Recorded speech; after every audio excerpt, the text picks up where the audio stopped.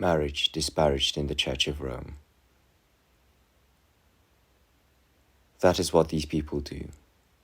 Not only that, they have no shame in calling marriage pollution, even though our Lord did not regard the marriage institution as unworthy of His Majesty, since He declared it to be honourable among all, and since He sanctified it by His presence and honoured it by His first miracle.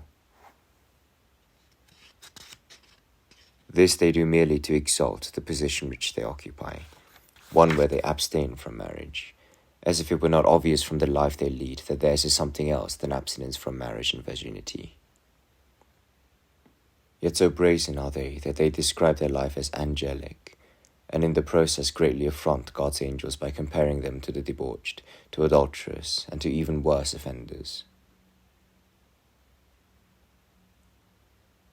There is no need here for elaborate proofs, since the truth itself serves to convict them. With our own eyes we have seen how awful are the punishments by which our Lord chastises such arrogance and contempt for His gifts. And I would be ashamed to reveal the things which lie more deeply hidden, although the half of them is too well known, so that the very air reeks with their stench.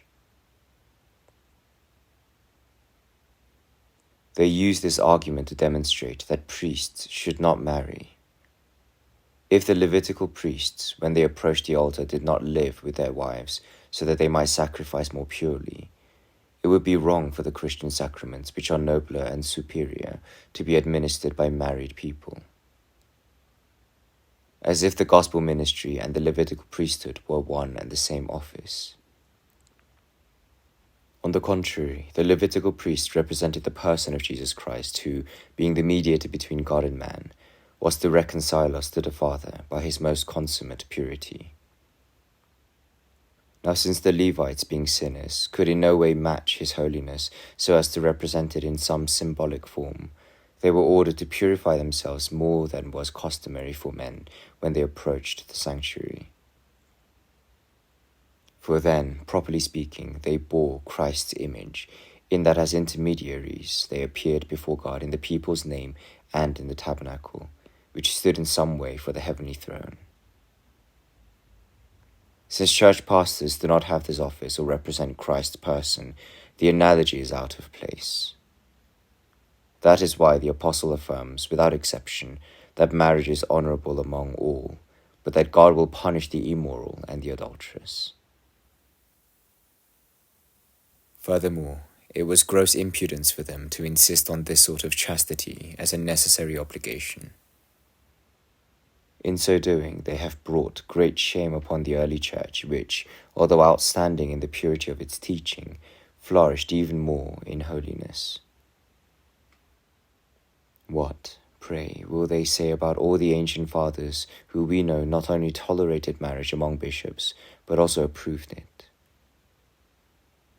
We would have to conclude that they encouraged God's mysteries to be profaned, since in their eyes they failed to handle them purely.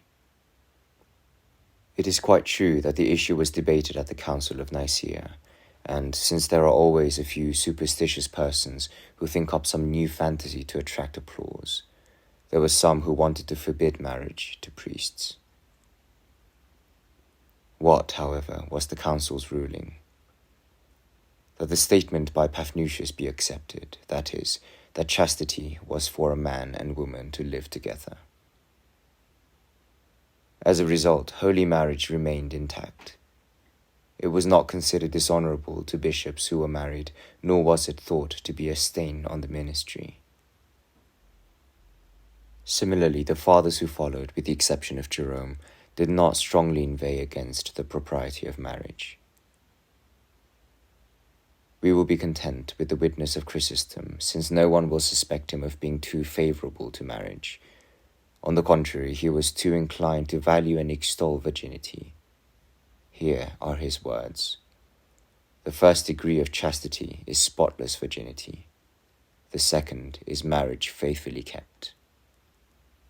Thus, the love of husband and wife who live truly in marriage is a second kind of virginity.